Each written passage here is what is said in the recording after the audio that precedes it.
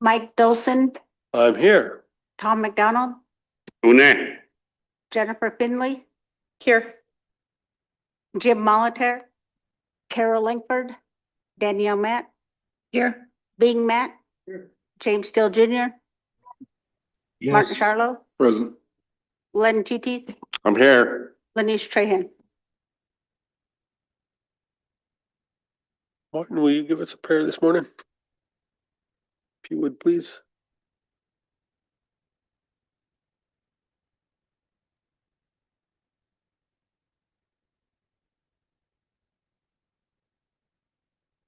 Today we pray for all of our families that are struggling with loss.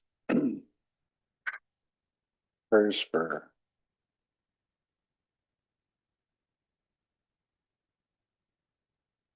the struggle that people have with addiction and all the things that come with that.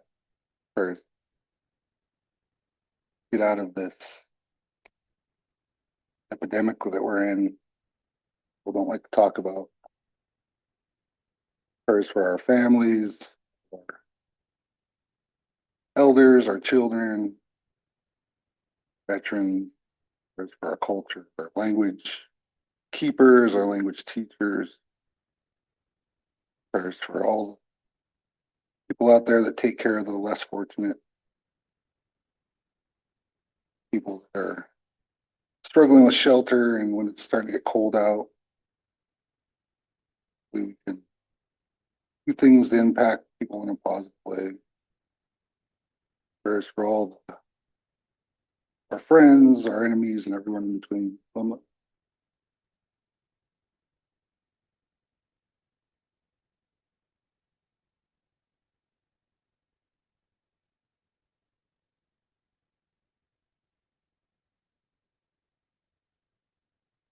We have minutes from October 16th. Take those, look at those, please.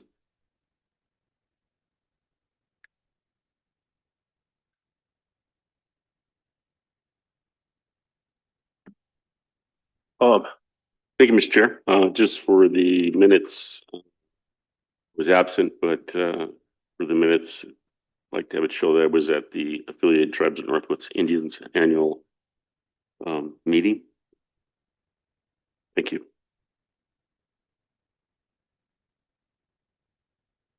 Go ahead, Len. In addition to that, I would also like it noted that I was in Red Lake, Minnesota for Tawahi.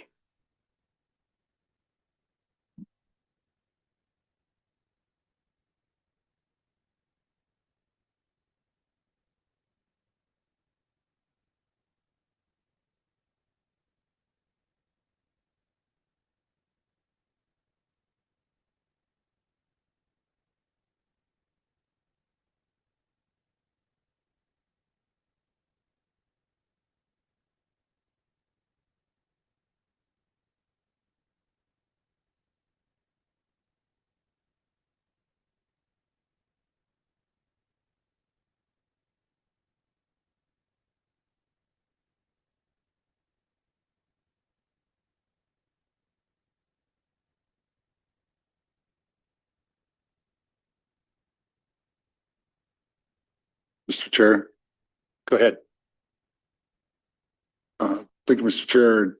Abby, on page 5, can I take off the so far at the end of that little statement, please? Thank you.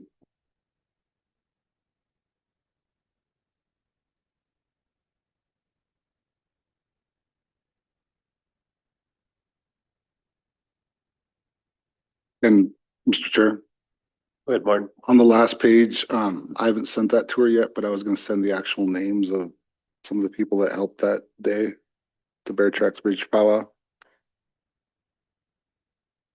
And then put a thank you to the Lake County Leader publication for being a front page article on their publication. Hopefully thank Charcusta someday.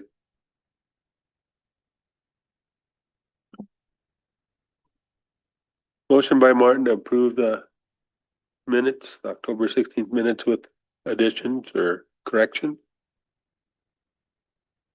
Got a second?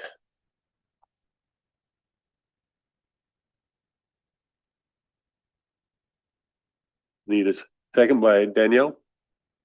All in favor? 6-4 and Tom abstained and Len abstains.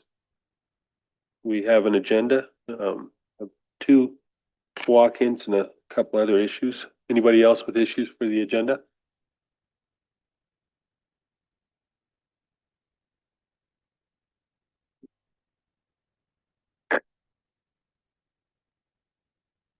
Okay.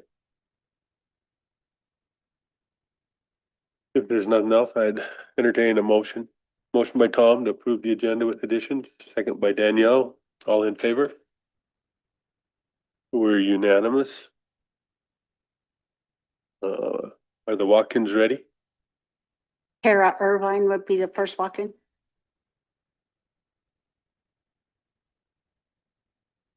Hey, Tara. Oh. You want to poison the lake, huh? Oh, there we go. Now it's on. Okay, I just have a request from SKC. This will be a permit for permission to go on to tribal land for herbicide applications. They're just doing a on the applications on Flowering Rush. It'd be a free use permit with no bond but required insurance. Any questions?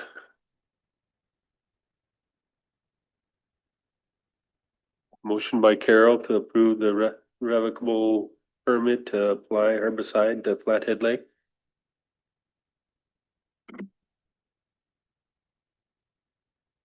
I hope it's SKC. We good? What was that? Who's covering it with liability? SKC. Second by Martin, all in favor? Unanimous. Thank you. Have a good day, everybody. You too, Tara. Can we go into executive for the next walk-in? We will go out of regular into executive.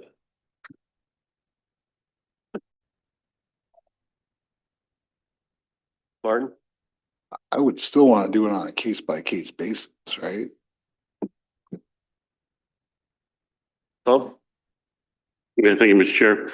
Given the consideration presented to us with Ramona's desire to gain employment with tribes through career elderly program, I would make the motion to waive the extensive background check that's required there to, given her current work history and current situation, to make her eligible for employment of any of the positions that she applied for at career elderly. Motion by Tom, second by Carol. All in favor? We're unanimous. Okay, thank you. Thank you, Ramona. You have a great day.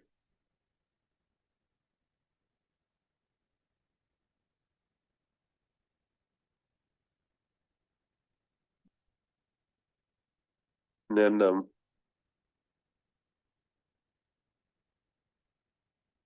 the resolution for the December per capita came in today, so if we could take care of that. Motion by Tom, second by Len. All in favor? We're unanimous. Mr. Chair. Go ahead, James. Yeah, is that where we have, did we have an increase on that, or I can't remember. I thought we talked about it, but I'm not sure. Yeah, it's for $600. Thanks. So it is increased.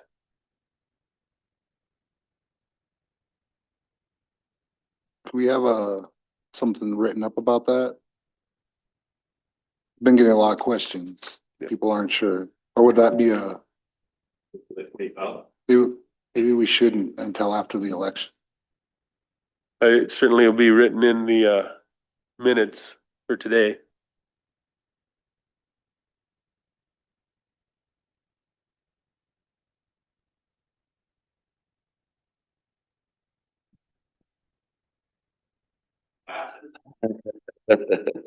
I didn't hear anything. Good morning, everyone. I'm here to request the approval by motion of the resolution to advertise the central buffer logging unit. Runs from Molman Pass Trail down to south of Lake McDonald. I will pull up the map real quick. It was kind of hard to fit this all in one thing, but anyways, that's what we're kind of looking at. Just to give you a bit of a history of it, I guess. I won't go through the whole history of the Mission Mountain Buffer Zone, but this is after we did our pilot in the terrace area. We went through the process of introducing this place. This was kind of the area where people from Division of Fire kind of told us that this was a priority area, as all of the Mission Mountain Buffer Zone is. So we put a few treatments in. We don't do any even age treatment within here. These are restricted acres, so when we go about the project in the buffer zone, it's not about silviculture. It's not about managing our cereal cluster budgets. Silviculture isn't really a part of it. What we're doing is we're trying to reduce hazardous fuels while opening up forage for wildlife. Those were some of the main ones, as well as getting a little bit of volume towards our annual cut and a little bit of revenue in as well. So I will just go through just kind of what this executive summary is saying. This is about 2.7 million board feet, but we do sell it by ton. So Douglas fir and other species sawlogs, 14,703. The advertised minimum bid rate, we set at this at 13. It appraised out at about 14 or so. But we wanted to set it kind of low because we want to kind of get some more interest from folks. This one will have a timber stand improvement charge of $3, as well as a roads charge for $2. Total value $264,654. Now the ponderosa pine, 3,068. Most of that stuff will go to TRL, Thompson River Lumber. We set this one at a minimum bid rate of 3. It appraised a little lower, so hopefully, they'll make up for it on their Doug fir bid. TSI, $3 on this one. We are not doing a roads charge for ponderosa pine just because of how hard it is to get rid of it. Yeah, go ahead. What is the bond? How much is the bond? The bond is 22,500. Yeah. And that's all on Code of Federal Regulations, CFR stuff. With the estimated stumpage value, and that's without TSI and roads, at that rate, if it's over a certain amount, you can't go under 22,500. Is there gonna be acres allocated for small loggers? Now, in this one, no. And the reason behind that is because basically you have the majority of what's gonna help drive this sale is in one area, in that center area. And then the stuff that's outside of that is kind of, we're utilizing that volume and that value within that one area to treat these other areas that are going to be cutting out a lot lower type timber, and it's just not lucrative enough. The other thing that helped me make that decision was that frog slide decision should be made soon, and we'll be able to put out those small sales in that area relatively soon. And that was the decision making. No, but understood. Yeah, I just had a discussion with tribal member Kendall Dupuy, who was concerned that tribal forestry has not put out small sales for the small tribal member loggers for some time now. Yeah. And so he's been having to travel off the reservation to work on projects. Yeah. And so he was really, curious to know on what the plan is, what's tribal forestry's plan in, providing those small sales for our local loggers. Yeah, and I completely get that, and that's why with the Frog Schley area, that's gonna be broken up in multiple sales. Yeah. It was a really bad year for offerings. It was a really tough year. And there's definitely, it's not lost on me at all on how tough this last year was.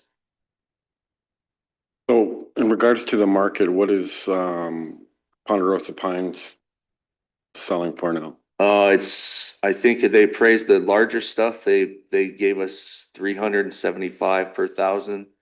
For the smaller stuff, 325 per thousand. So it's not great. I mean, for what I was thinking, where we'd be at this point after Pyramid went down. Yeah, I mean, I'm just happy that they're still taking it. Does Jim have a question or? James? James, go ahead. Yeah, thanks, Mr. Chair. Can you remind me again what who our buyers are and lumber mills are again? I know they Yes. dropped down, but So within 100 miles of most of our sales, we have Weyerhaeuser in Evergreen, and we have Thompson River Lumber in Thompson Falls. Now Deer Lodge, the Sun Mountain folk, they have been taking a little bit of wood from South Valley. They act like they want to be a part of the game. I don't really know how much they're going to be moving forward. I imagine they'll have some interest in Frog Schley since it's so southern reservation stuff. Other than that, they've been taking some of their stuff to Chilco, Idaho. Just some of those mills over there in northern Idaho as well, which I think, when they're doing that, it's basically just to fulfill their obligation of the contract. I don't think they're making a whole lot of money. So that's kind of where we're at right now with buyers.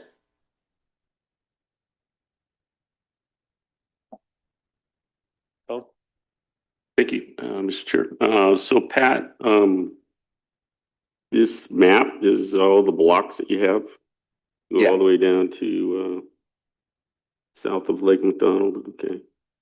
Yes, sir. Is there new roads then?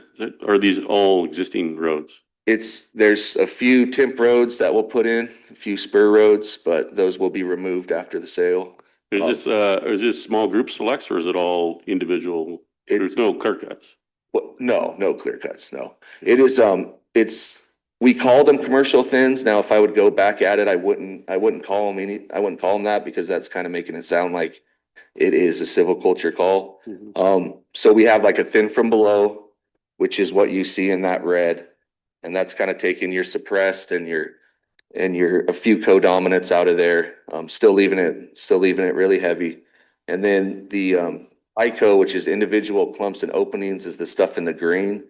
That's kind of in your older Ponderosa pine stands that we're trying to kind of go at it in a little bit of a different. It's kind of how we mark timber anyways, but so you'll kind of have these smaller openings in there. But yeah, no, it's all leaving it all pretty heavy.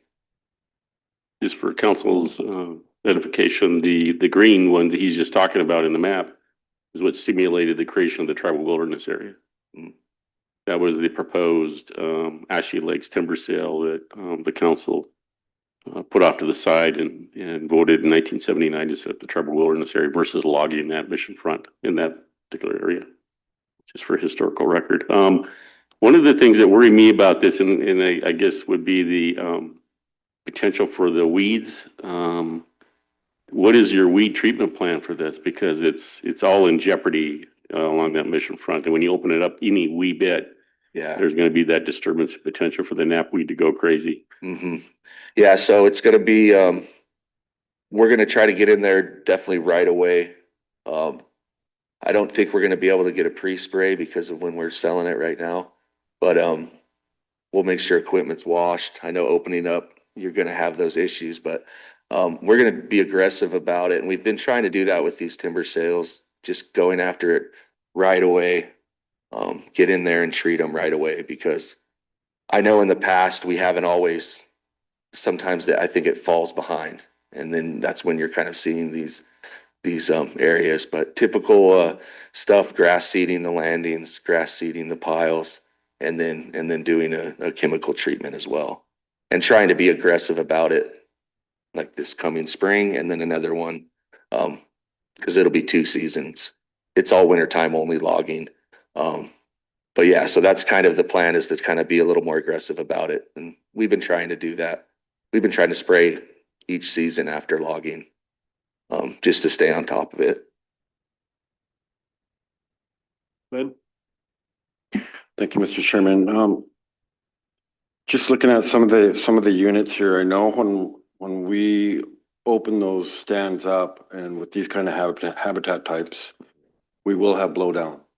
Okay, so I hope there's going to be an opportunity when that does, if that does occur, that we have our small tribal member loggers able to get right in there and harvest that if that occurs. Yeah, no, and I understand that too. Yeah. And I know there will be, there's certain areas that are gonna be a little more patchy to try to, Yep. to try to mediate that, and also leaving it heavy. But leaving it heavy didn't really help us much in the terrace.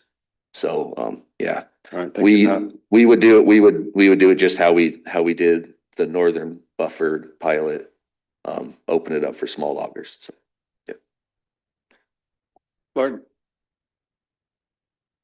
Do they have any instructions, or do they work with preservation or the culture committees in case they find anything up there that is culturally sensitive? yeah, absolutely. And so we did have a culture clearance on it.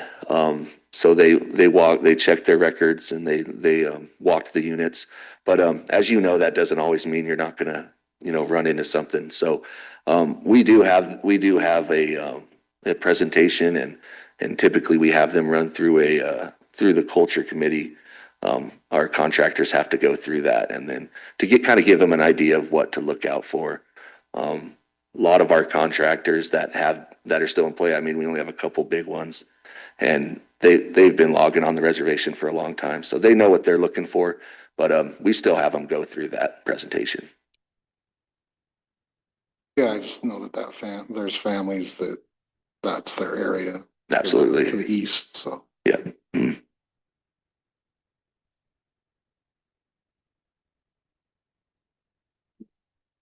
Glenn? I'm assuming the sale will probably be sold in midwinter, right? Yeah, we're planning on So, yeah. selling it Yeah, in about 3 weeks. Yep. Okay, I think this would be a good opportunity for us to get firewood for the elders program too. So if you can coordinate that with Yeah. Corky, I think Corky Sias. And we always try. I'm pretty sure there's already a semi load over in the bullpen. Yeah. Yeah, I'm not sure if they have any space right now over there, but we'll try to keep it replenished. Would entertain a motion by Len, second by Bing. All in favor? We're unanimous. All right. Thanks, everyone. Try to make you proud. Have a good day, Pat.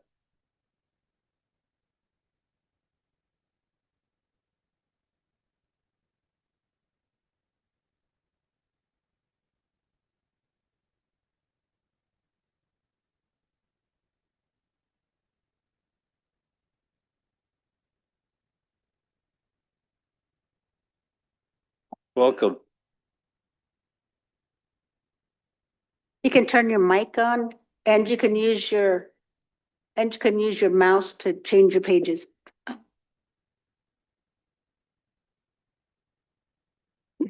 Good morning. Alana's in training still, so I'll do the talking. She's helping with all of our special projects planning. So we have 2 grant opportunities that have just opened up through HUD, Office of Native American Programs. One is an Indian Community Development Block Grant. And so that is a $1 million This one's, okay, so it's a $1 million ceiling.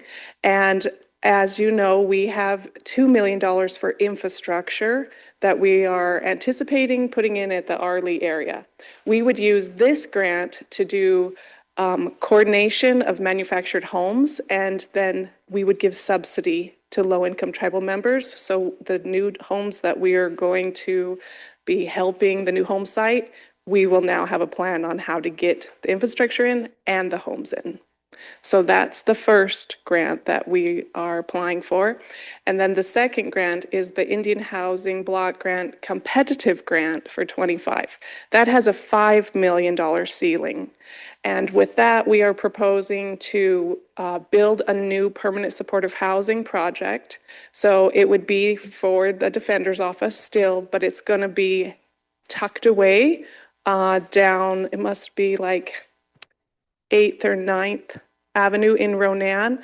Right now, we have 3 duplexes. It's on Andrews Place, and so it would be behind there. It's actually right behind Joe and Sherry's old property. There's a big field back there that the Housing Authority owns, and it's within walking distance of all the services, but it's away from the bars, and they would be protected. So we would have more secure entrance. It would be customized for their needs. So it would make them more able to focus on the programming and less on protecting people, their people. So those are the 2 applications that we would like to apply for, and we could answer any questions you have for them. Question?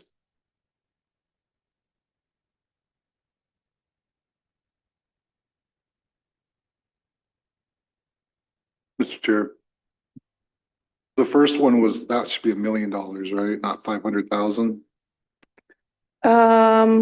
So when Alana did the description says between 500,000 and 2 million. That's what the NOFO says. We qualify for 1 million. So our application will be the max allowable, which is 1 million. Motion by Martin to approve competitive grant program application on behalf of the tribes for which is this? ICDBG ICDBG 25. 27. Second by Carol. All in favor? We're unanimous. Thank you. And the second grant? And that will be the same way as this transitional supportive housing, where we will build it and gift it to the tribes, and then we use our rental subsidies to support the families that are receiving services. So it'll be gifted to the tribe once that's built. Motion by Len. Additional question. So if it's gifted to the tribes, who would administer it? So the Tribal Defender's Office, it would be relocating their current clients and their program into this new building. So it will open up the Starlight Motel that turned into Morning Star. It would open that up for a different housing program. I had mentioned this potential plan to Teresa, and she was like, oh, we could use that. You know, so it would be available for a different tribal program to provide housing. It could even be used for emergency rentals. It could be used for fair market rentals. It could be used for whatever you guys need. All right, well, motion.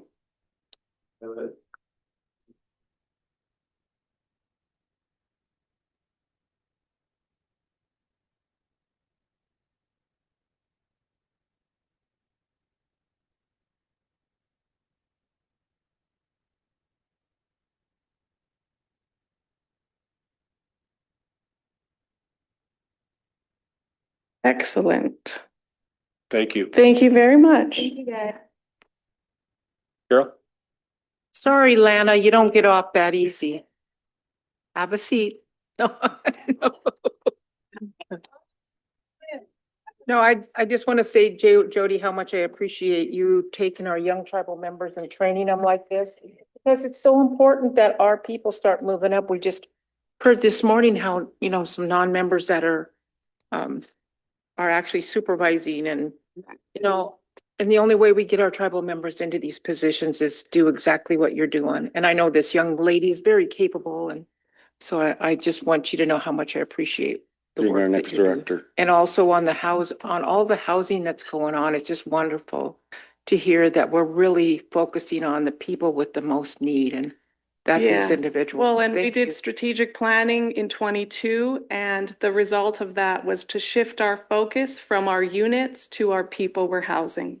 So that's why we've been pushing for support services, because if you funnel people through low rent who are not set with the skill set that they need to comply with the units, the leases, then it's going to hinder their progress, not help them.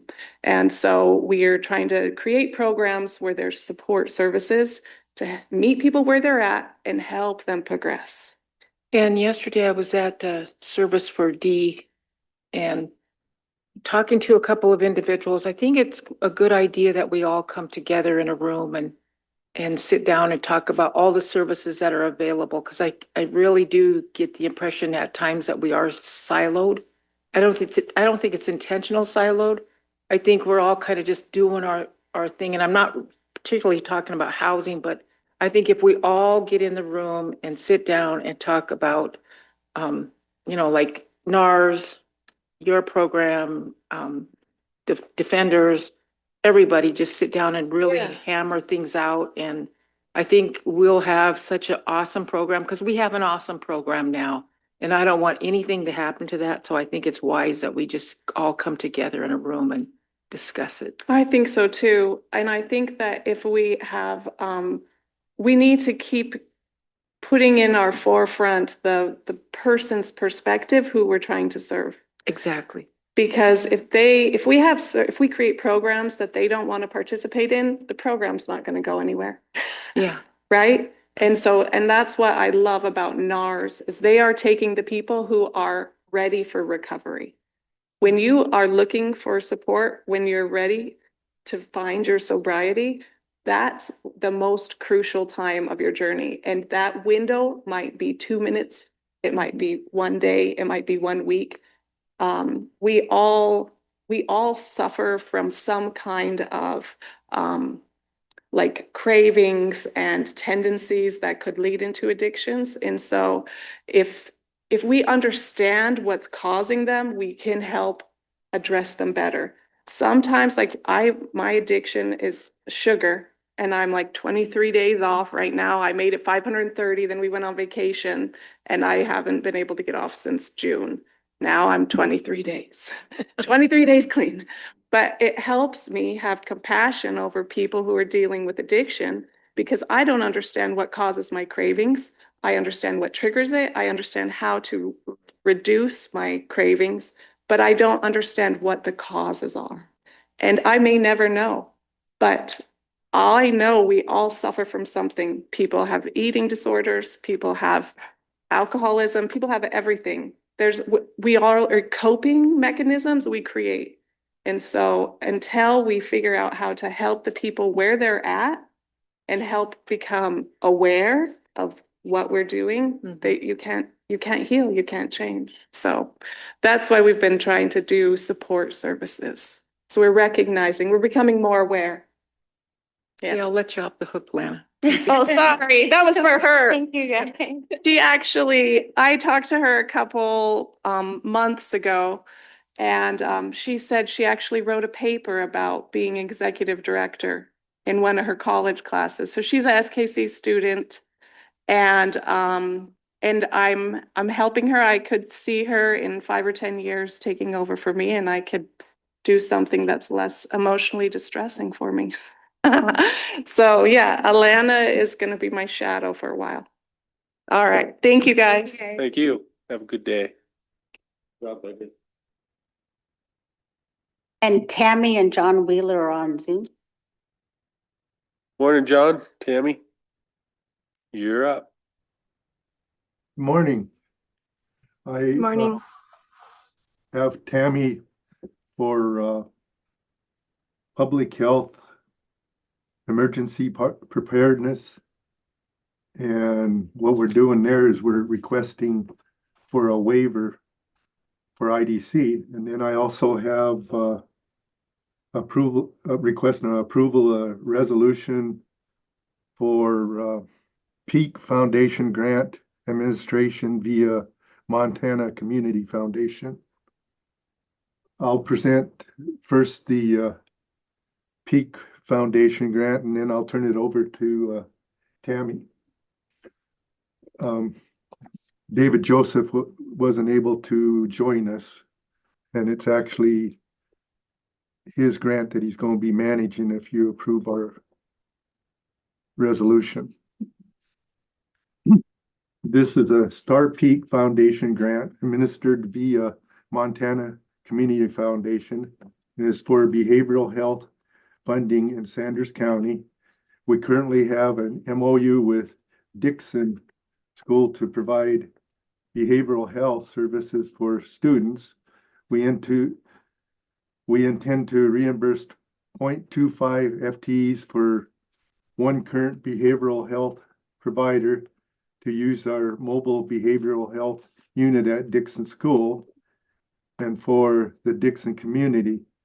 The total budget is $25,000 per year for 2 years and starts 1/1/2026. This will cover the 0.25 FTE and some fuel reimbursement to provide behavioral health services 1 day a week. And of course, Dixon's is kind of where we kind of under help them basically, or serve them. Go ahead, Danielle. Thank you, John, and thank you, Council. Thompson Smith reached out about this over the summer and had been working with the Kim Wilson, and we tossed around places that this might work because it's for Sanders County specifically, even talked about hot springs. But no, I'm glad to see this coming all the way through and actually a place for it for us there on the reservation in Sanders County, because it was, yeah, it's just, yeah, happy to see this working out. Motion by Carol. Second by Danielle, approve applying for this grant. All in favor? I'm in favor. We're unanimous. Onward to the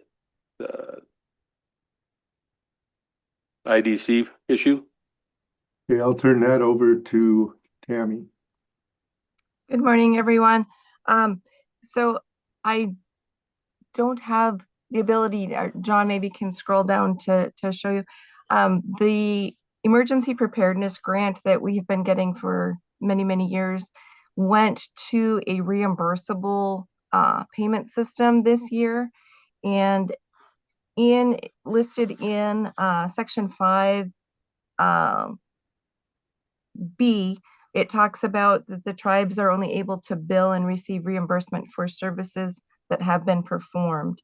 And at a meeting that we had at the end of September to kind of go over our budget billing for this, they did mention that indirect services or indirect costs are no longer are not reimbursable, and so we would not be able to bill for that service. And so in talking with contracts and grants, they advised me that I needed to get council approval to waive the IDC cost for the grant.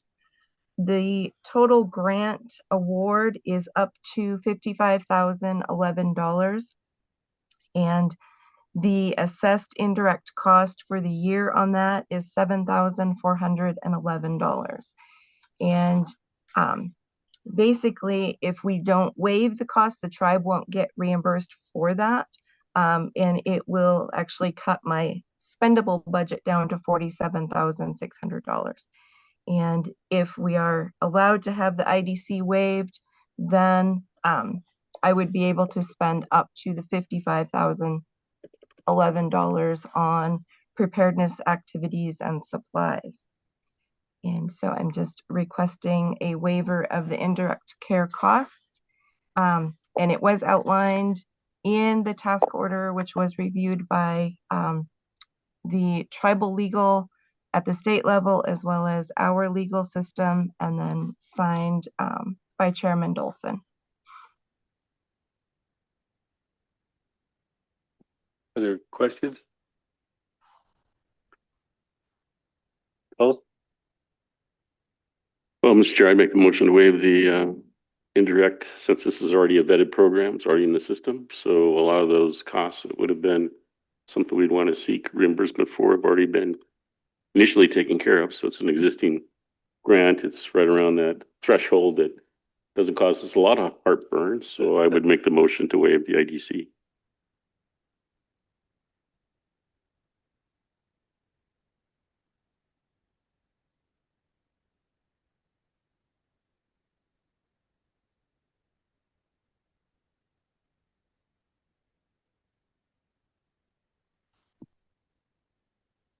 Can we go into executive but have a break before? Tammy, we were unanimous on the vote on that. All right, thank you very much. Have a great day. You too. Thank you. Thank you, John. We need to go into executive. We'll go out of regular into executive.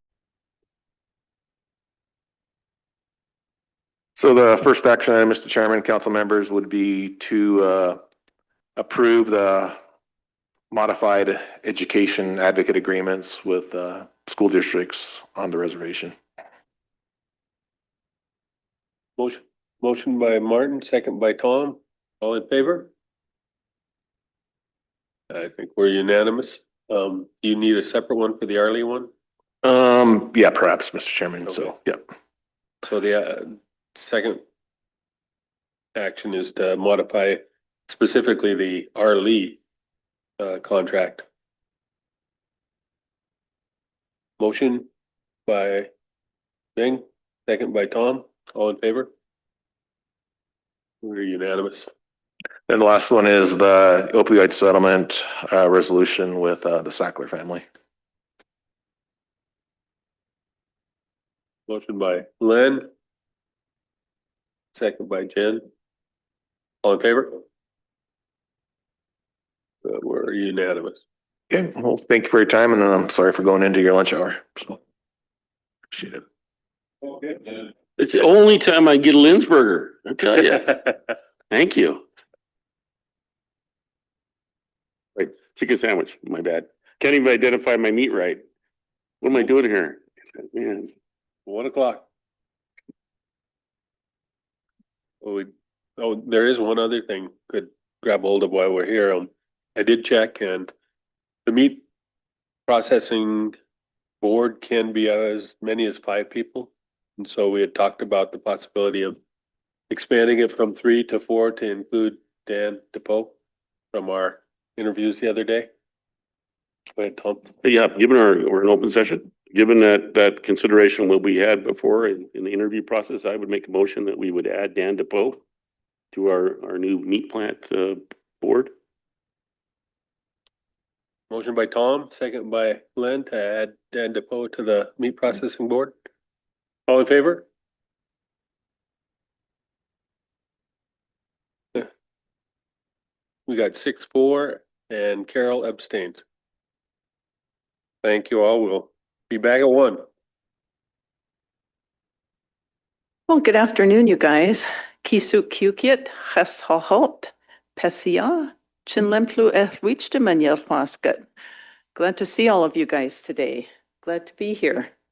And want to thank Michelle Mitchell for giving me the privilege to work for her for the past few years on materials that are meaningful to me, to be able to do some things in my own community. So I really appreciate that, Lem Michelle. So first of all, this is a draft copy, and FYI, this project wasn't meant to be a printed document. So some of the primary sources aren't going to be very clear.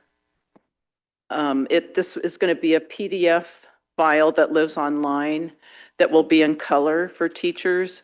They can enlarge pages. They can put it up on their projector. The maps, of course, will be in color. And so just so you know, yes, the font is really little, Tom. But teachers, I've done 2 trainings on it. Michelle set up 2 trainings. We had a lot of interest and I think 40 people. Yeah. And it was really nice and I appreciated the feedback from teachers. I then did another training at the PIR day and had about another 40 people show up at the PIR day. So I want to apologize for the photograph. I have the correct photograph taped on your interview, Tom. I don't know how my designer got a woman put in there instead. It's like, hello.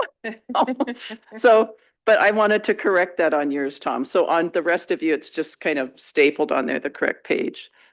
But I wanted to say that there are 2 really big intentions for this, and the first is supporting tribal sovereignty, and for Michelle, supporting young people in our community to be leaders and hearing the things that are good about the tribe and what's right with us and the agency that we have exercised, our leaders have exercised over decades.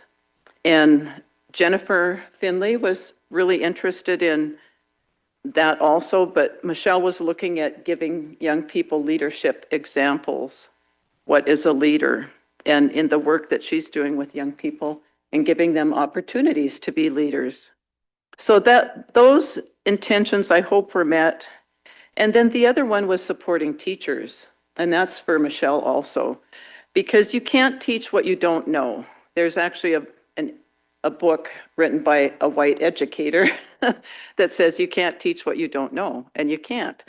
And so we've had MCA 20-501 that we often refer to as Indian Ed for All for quite a while now. And it's been this window of opportunity for us in Montana, for tribes in the state, to be able to include content on their history and government and culture in the public schools. And there's funding that still goes out to every school. I don't know, it's not a lot of money. Is it 25? $25 a student. Okay. It's not a lot of dough, but considering what is happening in our country with DEI and all of those things going on, I want to say that our tribe has been a leader in supporting students, getting materials to them and training teachers and trying to educate them and help them and partner with them, because we can't get angry at teachers for teaching something incorrect or not teaching something if they hadn't had an opportunity to learn it. So I'm really glad that Michelle has been working and writing grants and devoting resources to that, because our kids are with teachers a lot for 18 years. And so when I started this, it was actually, I had done posters of you folks. So the Tribal Council from 1935 to present. Do you remember those presidents of the United States posters in social studies classrooms? Well, I thought, well, why don't we have our leader posters? And a long time ago, we did that, and we did the traditional leaders. And I worked with a grant at SKC and the Mission Public School. And so we did some of those. And Ticini Pete was our formatter. He was our graphic guy then. It was a while ago. So we did this of Tribal Council, and it was to complement the tribal civics. And then Michelle said, I think you need something additional to go along with that focuses on the Tribal Council. So she gave me an opportunity to do something specific. I could have written a small brochure, and maybe did some highlights and demographics of the council and district maps and things like that. But I decided to do something a little more meaningful for teachers and to kind of show them the pathway that led to the Constitution. Why did the tribes choose an IRA Constitution? What was in the Indian Reorganization Act? Why did our tribe choose to go along that path? And what had happened from the treaty to that point? Because a lot of people have a misconception that once tribal leaders agreed, signed the Hellgate Treaty, that was it. Okay, we're great. We have this permanent tribal homeland forever. And actually, that began this enormous federal intrusion into our lives, as you all know. into every area of our lives, schooling our children, spiritual practices, everything that the tribe did then had to go through Indian agents and superintendents and the Commissioner of Indian Affairs. And I really wanted to show that to teachers so they could get an idea of how impacted our leaders were by federal agencies and personnel. But what we did in spite of that, because I really think, and I'm biased, but I believe that our story is quite remarkable. That given all of that, look at what was accomplished. And so I tried to highlight that in the book. I'm sure that if Carol or Bing or Mike, one of you wrote it, it would be different. This is my perspective on what I feel terribly proud of for the tribe.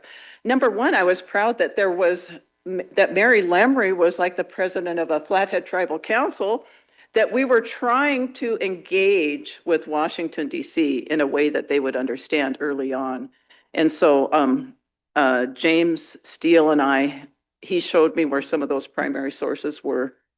And I started going through not only the old tribal council minutes, but also going through things prior to that, primary source documents that showed that there was a business council and then the Flathead Tribal Council that were competing at odds.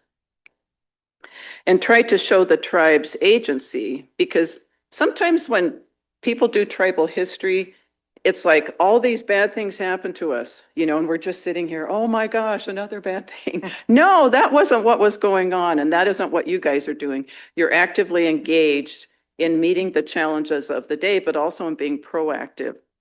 So I wanted to show that to young people. I did read through comments in the minutes, and I wanted to let you know, Martin, that Charla with a T is a historic spelling of your name. And when you utilize a primary source, number one, it was very hard for me to get permission from the Museum of the Rockies, which was kind of surprising. It was challenging. And usually institutions are more easy to work with because I believe that the ownership of that document should be here. But it's in the Doonesbury files, which they own. So we went through several attempts, Michelle and I, to get permission. And then they were only going to give us permission for like a couple of years. And I said, well, that is weird. What if we want this document to live online for 10 years or more? Anyway, so it was a back and forth, and her talking to her supervisors and me getting a little bit assertive in as gracious a way as I could. And I did think about putting, I could have put SIC sick in brackets, but teachers don't know what that means, and then it would just confuse them. And so I figured they're going to say it's a primary source, and that's a historic spelling of the Charlo name with a T at the end. And Mike, I did read your comment about state, tribal, and federal sovereignty, and I think Dan Frederick Decker covered that really good in his films, and I thought he did it much better and more versed as someone who's dealt on all those levels than it would have been for me to write that. He did review the tribal land claims. Anything legal that I wrote about law, I did have him review because I'm reading case law and trying to, summarize it in my own understanding. So he did do that. And there have been some inquiries from other tribes. So I did want you guys to know that some folks in California and Washington did contact me about how it was done, kind of what the general outline of tribal civics and all these projects were, because I don't know that other tribes have. I'm sure that there's another tribe that has undertaken this, and probably with some scholars. I'm not a scholar, I'm an educator. But I'm writing for educators. I'm not writing for other scholars. And so I think that's advantageous to have a teacher write for teachers. So it's a little bit different. And I didn't use words like hegemony or epistemology or things like that. So I think it's very teacher friendly. I think there's enough human interest information to pique the interest. And a lot of the teachers were interested in the interviews and the bios. And there could probably be more photographs, but I just, Rob McDonald did help me with some photographs of you folks. And then, of course, when the kids were here, they photographed you guys. So that's kind of it in a nutshell. And so it's gone through many more reviews and edits since the copy that you have, but it will go up online and with the tribal council posters that just need a title on the top. And so it's a series of 4 posters, and it's all the photographs from the wall from 1935 on. There are 11 missing photographs, and I have made a plea in the Charcusta for a couple of years, and the only one I got was a photograph of Jim Eli, a really nice photograph of him actually at Carlisle when he was a young man, but I haven't received anything from any of the other family members. And I know there are photographs, but I don't know how to get them. You know, I don't know how to access them, so. I did give another photograph of Lorena Burgess to Jennifer. Did you? She's got Okay, one that's not just one from like 2 weeks before she died. okay. Yeah, it would be nice to have a younger photograph when she was in service, yeah. I'm trying to get one from when she was on council. I Okay, haven't got because, that yet. This was because we from- could replace it, yeah, yeah. So if you have photographs, and I don't think I have a photograph of you, Danielle.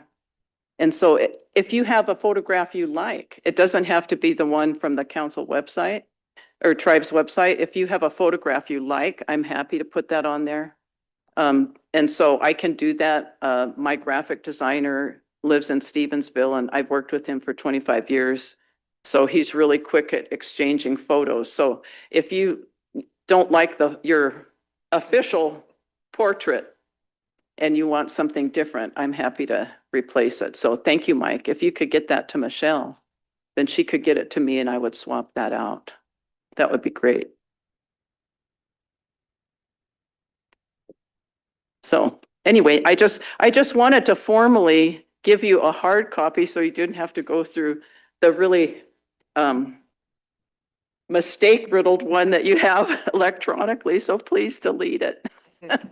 This one has been updated. So I just wanted to thank you for the opportunity to do that and just encourage you that our tribe has been a leader in supporting, telling our story and supporting kids, you know, the great materials that the Natural Resource Department did and that our tribe continues to produce. I think we can be really proud of. And when I don't know that I know other tribes in the state have not been as prolific.